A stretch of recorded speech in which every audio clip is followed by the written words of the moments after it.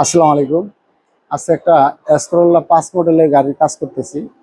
তো আমরা আগের সময় আমরা প্রায় সময় আমরা স্টার্টিং বক্স রিকন্ডিশন লাগাইতাম।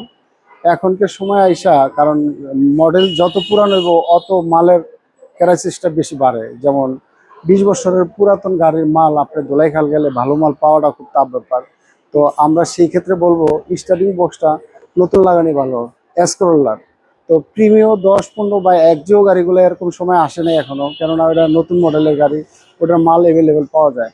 যখন আপনার গাড়ির মডেল 20 বছরের পুরাতন হয়ে যাব তখন আপনি দোলাইখালের মাল বয়কট করাই ভালো, কেননা ওটার মাল বেশি ভালো পাবেন না। যেমন আপনি স্টারলেট 90 এসব গাড়ির যদি এখন সাসপেনশন দোলাইখাল কিনতে যান, আপনি মনে হয় ভালো মাল পাবেন না।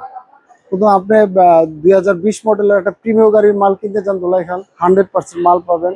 রিকন্ডিশন মালের তুলনা নেই, কিন্তু রিকন্ডিশন মাল ভালো, কিন্তু মালটা আপনার পাইতে হইব। যদি আপনার রিকন্ডিশন ভালো মাল পান তাহলে গাড়িও ভালো চলে, কিন্তু সব মাল রিকন্ডিশন চলেও না আর আনাও ঠিক না। সেই জন্য আমরা স্টার্টিং বক্স নতুন লাগাইতেছি এসকরোলা 5 মডেলে। আজকের মতো এই পর্যন্তই। আল্লাহ হাফেজ।